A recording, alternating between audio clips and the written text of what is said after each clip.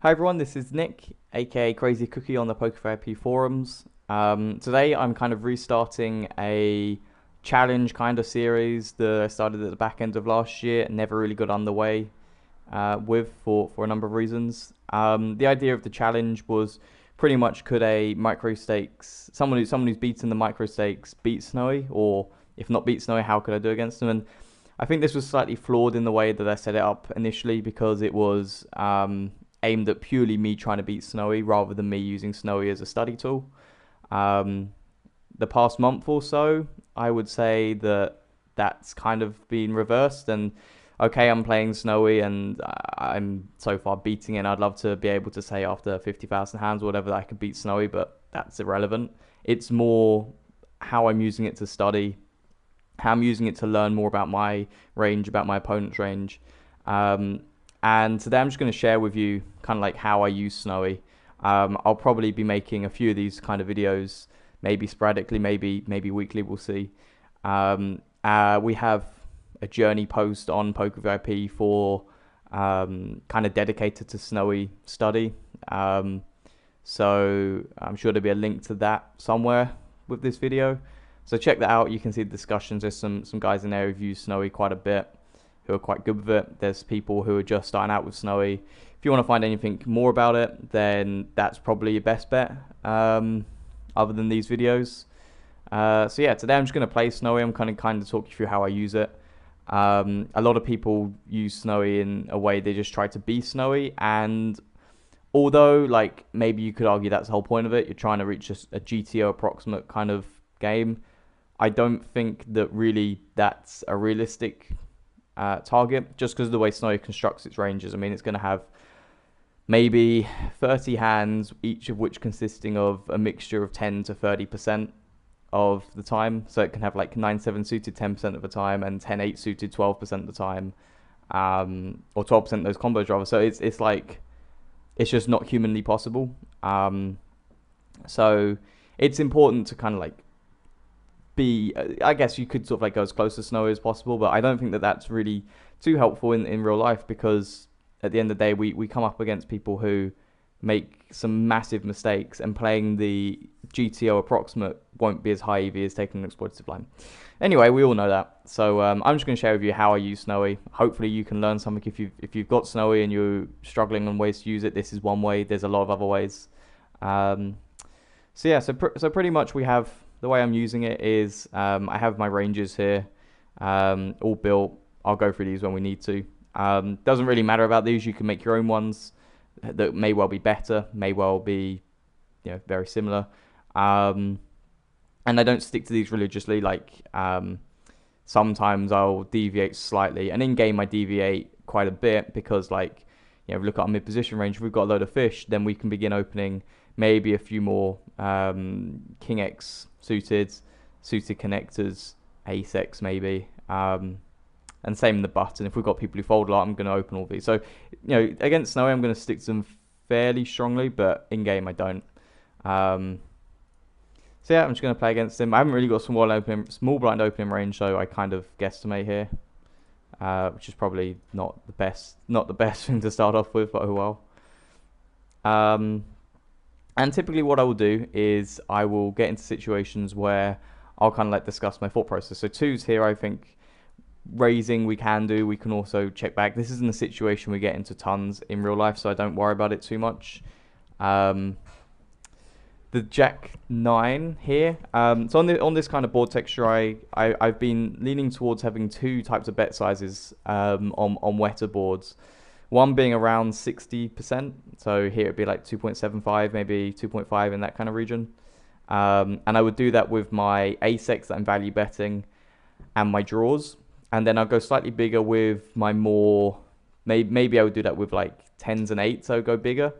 Along with some draws that we can't, that are particularly weak. So like 3-4 of hearts here with the backdoor flush draw, we can begin betting that big size.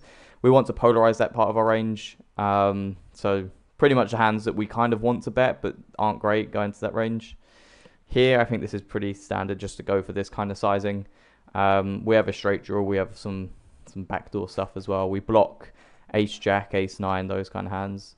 Twos here. I kind of don't mind just leading out. I don't think it's a major issue either way if we try and check down here or if we begin bluffing. Given that I can just get him to fold any sort of like 7, 8, all those kind of hands, I am just going to lead here. Once he calls, he can still have some ace highs, pocket pairs, 10x, king x. So now I can give up knowing that, well, he folded the hands that we wanted him to fold on the flop. And he's probably going to turn up maybe like sixes or ace high. When it turns up queens, it's whatever. We weren't getting him to fold that, I don't think. Maybe we could have done, but possibly not. And like I said, the flop c-bet was just profitable enough not to worry about the turn and the river too much. And we have some showdown equity as well when he has ace high, which he plays pretty much the same, I think. Ace king suited here is in my 3-bet range, obviously, I think. Against an earlier position, I would begin mixing up with ace king off. I think ace king suited remains a 3-bet. So now what I do is we'll take the ace king suited for the moment, just because the kings is going to be a slightly more obvious play. So when we 3-bet here against the cutoff with ace king suited, what I want to be able to do is say, okay, so this is my range. Sorry, I got a little bit disjointed there before our guinea pig began making a lot of noise. So yeah, where was I? So here I want to look at my range and say, well, what hands am I value betting? Jacks plus, I think, is pretty obvious. And then like kind of, I don't go too much into the maths of things because I think that in game I don't want to be like, well, I have exactly this number of combos, whatever. So I begin to sort of say, well, what are the best hands for bluffing? And here, like the ace king probably isn't one of them because we block aces and kings, which he doesn't have, but then also his ace highs and king x, which you might call with.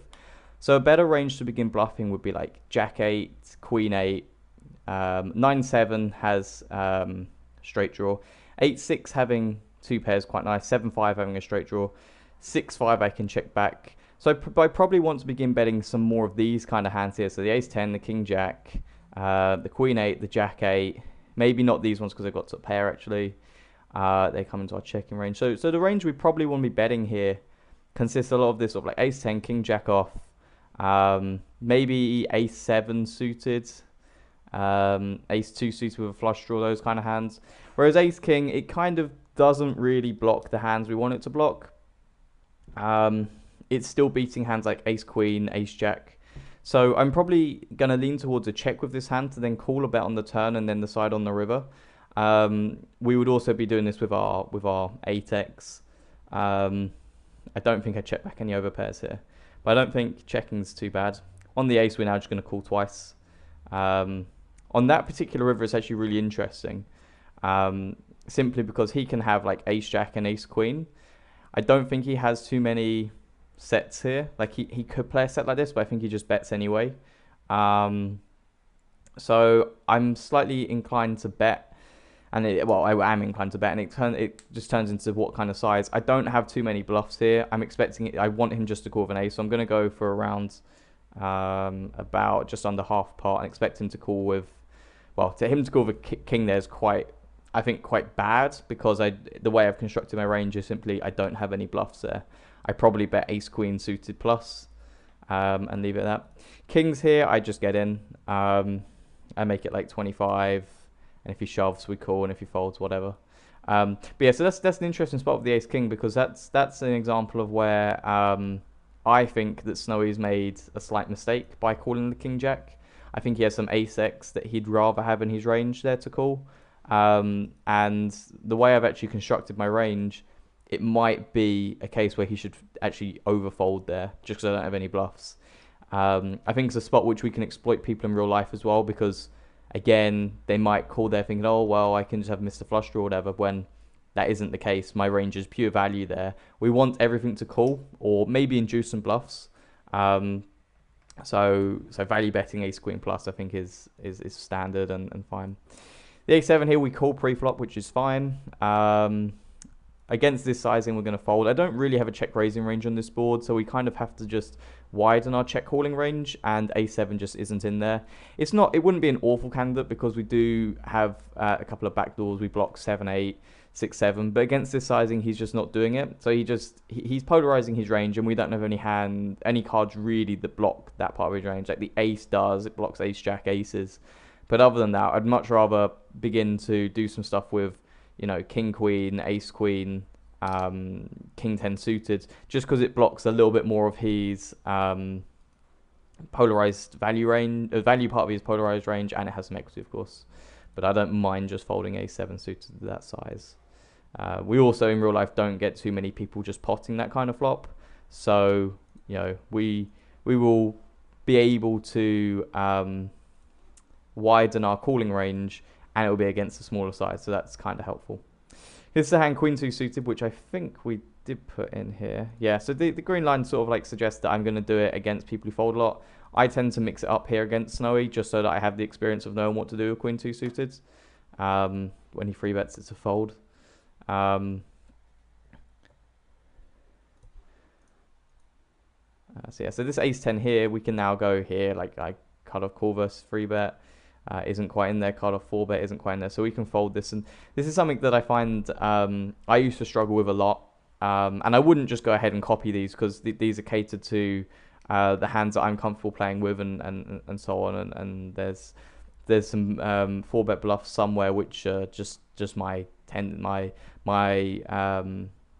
what I'm comfortable playing with, so they're going to be different for everyone, I guess. But here it's a case of I know that I can fold this and not be exploitable because I've set up my range in a way that, if I fold the hands that aren't in my 4-bet or 3-betting range, he's not making money.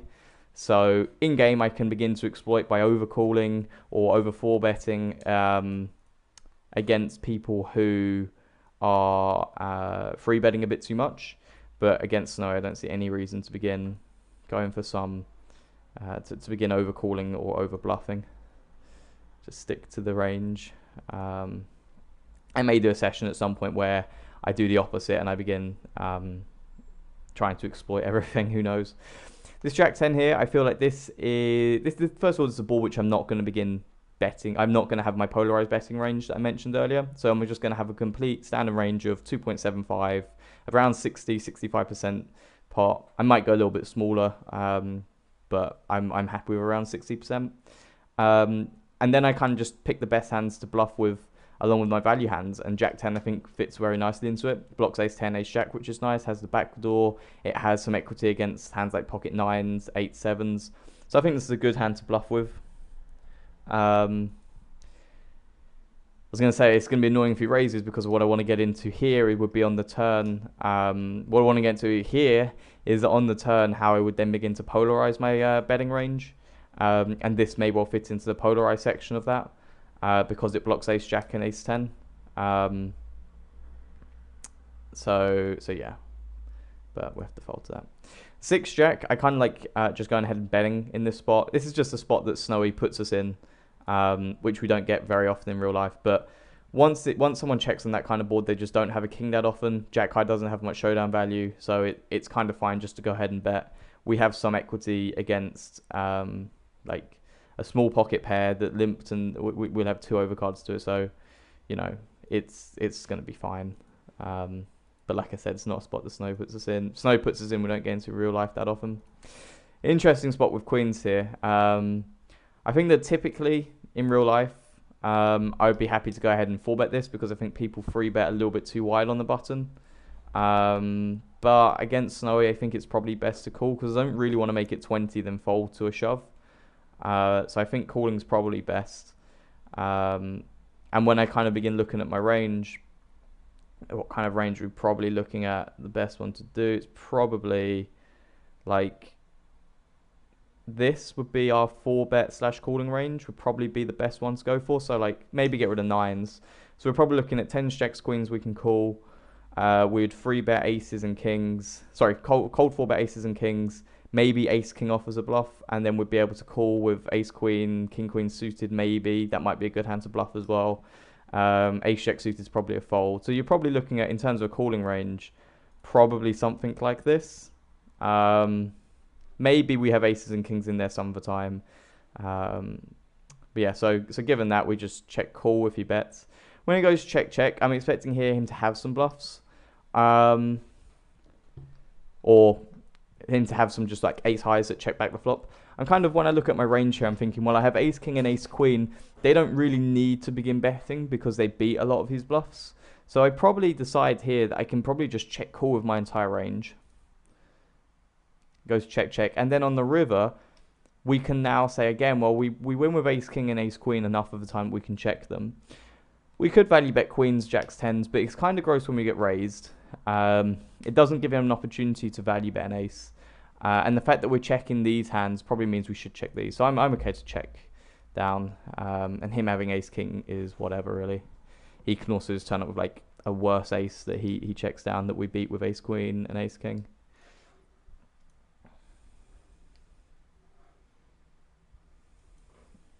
In terms of sizing pre-flop, I make it 3x, and I do this in game as well. I make it 3x from under the gun or early position and mid position, 2.5 from the cutoff, and min raise the button. Fours is really close here. It's the spot where I mix it up. Because of the video, I guess I'll raise it, but I'm probably supposed to be folding it a little bit more than opening it, so might be a little bit of a overuse of the bet, I suppose, recently. The ace-5, this is a hand which I don't mind checking with or betting. I would definitely bet a queen because it just has a little bit less showdown equity. I don't mind just betting with this like once to get him to fold 2 cards that have equity, that have outs, you know. But I don't think that checking back would have been a horrible mistake or anything. Same here with the 6-10. We probably have to begin betting this. We have ace-x that we're going to value bet. We're going to have some flush draws which we can semi-bluff with. In terms of then the hands that we check with, we're going to check with the king-x, the 9x. So I begin to sort of like say, well, we've got to begin betting this. Just because it's just not profitable to check back. It's a weird spot which Snowie puts us in often, where by limping in the small blinds, I don't seem to get it that often against regs. Like against fish, you get it, and then it's quite easy just to, it's quite easy to play against fish in position in a small pot. But it's interesting at least to have the thought process of, well, if they do have a balanced limping range, how we're best to play it. Ace king off here. If we go call versus even early position, so ace king off is fine to call. We could squeeze it here. I'm kind of saying I'm going to stick to my 3-bet range pretty solidly here and just go for call. Maybe not 3-way though, because we're in position to his guy. I kind of feel like this should be more of a 3-bet. I feel like this. Yeah, I'm going to squeeze this actually. I don't love it if this guy 4-bets. But this is like the perfect situation. So I'm probably going to say I'm going to include that. I might then include like this. Get rid of ace-5 suited and call that instead. I'd probably, I think this range would be okay. Queens I might begin to 3-bet some of the time. So when we now look at this range, we have aces portion of the time. We have ace-king.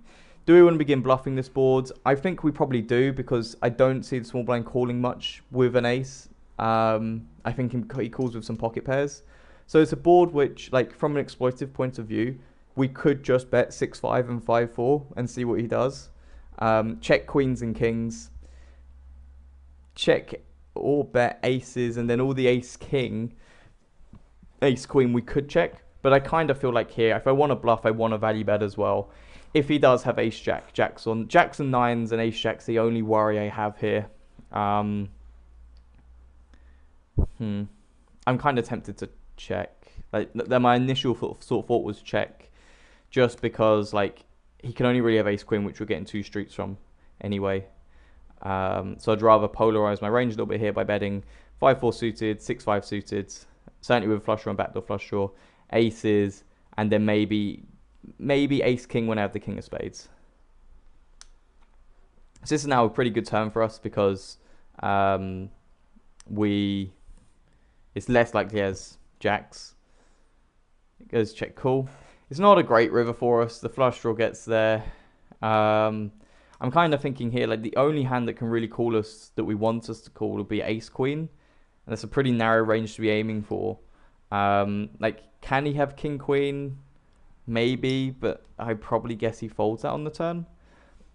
So this is an interesting spot. I'm very interested to see what Snow would do with this. I'll probably post in the forum actually what he does with this afterwards. So I'm not going to go into the analysis stage, but I'm kind of thinking here we should probably check.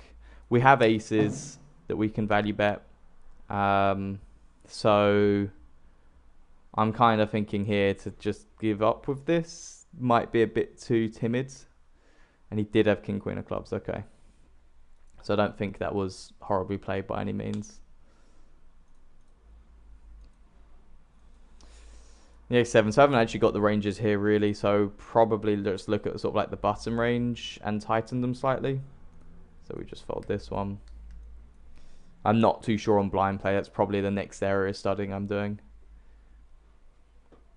I'd be interested to see what people think I should do with the ace king though. Whether they think I should c-bet the flop. Whether I should value bet the river.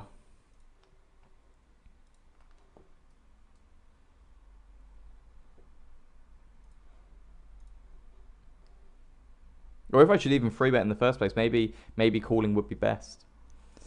I think it's going to be a call with king jack off. Maybe just a free bet, yeah. So the 8-9 suited here. Oh, that's a shame. I'm going to think about that with king jack actually, because it might be one of the best hands to put in our 5-bet bluff range. What was I looking for first? So this small blind free bet. That was a fold. So yeah, so this king jack, when I kind of look at it, my free bet versus the cutoff range is this.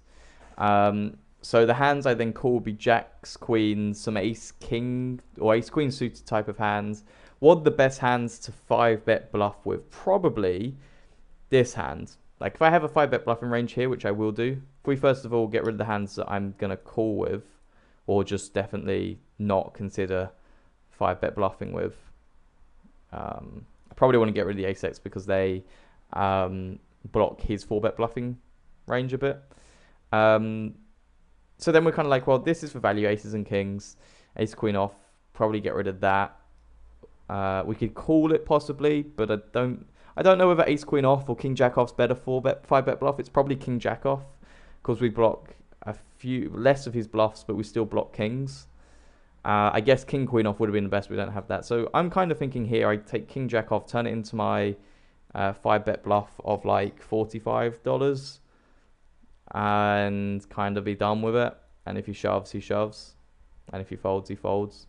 I don't think we can really be exploited there because we have what, like 6, 12, 16 value combos with ace king suited included in there. So having king jack off in there as a bluff probably is going to be fine. Would be my guess. King 9 off in the cutoff, is that an open? I don't think so, no. 8 here. Once villain or Snowy, I should probably just call him Snow because I know who he is, checks the flop, I don't mind betting or checking. I kind of think like I would bet some worse pocket pairs than this, so I'm okay just checking this one. It's kind of gross when this happens. We probably have to call because we don't have many 10x in our range and we bet most of our queen x. When the river pairs like this, it's a spot which we could begin to raise, just saying we have a 6. Would I play a 6 like this? Probably not too many 6s in my range like this, actually. So it's kind of like, I'm kind of expecting him here to have a queen quite a bit. Maybe kings and aces, which he slow played a little bit, or some other slow plays. But his range feels to me slightly capped.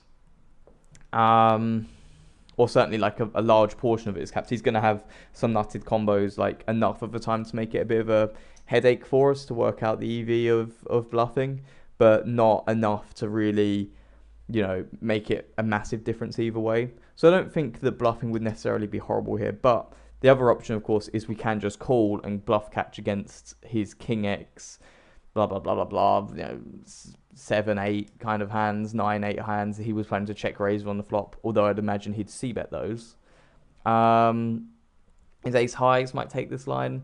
So it's kind of close. The only thing is we don't have too many Queen X here. So we probably get into a situation where we might have some ace-6 hands, and then we might have like 8s and 9s. And that's about it. So I think this is really close, and it's probably not going to be an issue either way. I'm tempted to call because I think he does this enough of the time with bluffs to make it a call. I don't think it's going to be a huge mistake either way. Turns up ace queen, which is fine. I think he played that pretty much perfectly. I'd be interested to see, and again I'll post it in the forums, what he does check the flop and then bets the turn with, because I think on the river he probably does have, you know, enough bluffs when he bets that size. But we'll find out. 10 free, I'm happy to check back with the 10. And now I'm hoping it just goes check, check, check. 10 on the river, I'm just going to go for a $1 bet and hope I get called by pretty much that hand. The Jack 10 I'm going to bet because it has no showdown value. It blocks from Queen X, has some equity, all the usual stuff.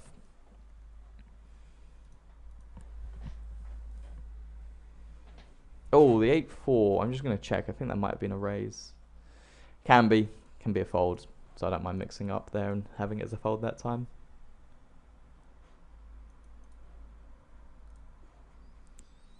Just going to pause the video just because I'm not sure how long I've gone. Okay, still got a few minutes. So Queen's obviously going to be an open. Great flop. So the 8-10 here. Big blind, defend. I feel like this is going to be outside of it, yeah. Is it a free bet? It's not going to be a free bet, that's for sure. So the queens, it's kind of a gross board for queens, obviously. When we look at our range, we've got the one good thing here is we've got a lot of ace-x that we're going to check call with. So our checking range is automatically defended. In terms of betting, we could bet kings. I probably check aces as well. So we could bet kings, check call our king X, and then we can choose a variety of hands down here, sort of like Jack 10, 9-10, 9-8 that we can bluff with. And because our range is going to be slightly more polarized here with two pair and sets pretty much dominating our value betting range, if we do have one, we can go big, big, big. Triple barreling would not be a bad thing with those hands. But given our checking range is defended, I can check the side with this one. Blocking ace queen and king queen is kind of nice, so I'm going to have this just in my check calling range, and then I'm going to fold it on the turn if he bets. And yeah, it's not a surprise to see him go that big. I could have check folded the flop. It may well have been best to check fold the flop. I'm going to play about one more orbit, then I'm quickly going to go into the review panel just to get a very quick idea on how we've done. And this is an obvious bet.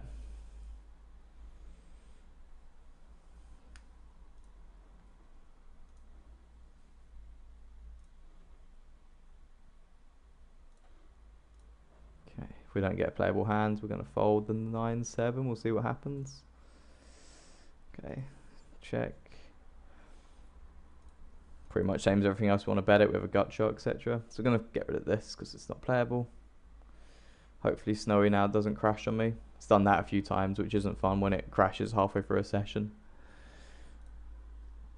Cool. I'm going to pause the video for a second, get the review screen up, so I don't have to watch all that. But okay, then so this is what Snowy thinks of that, you know, very short session. You know, for those of you who don't know Snowy, I'll quickly run through this. The error rate is pretty much saying, you know, how often you're going to make an error, I guess. We made 2 blunders in 127 hands.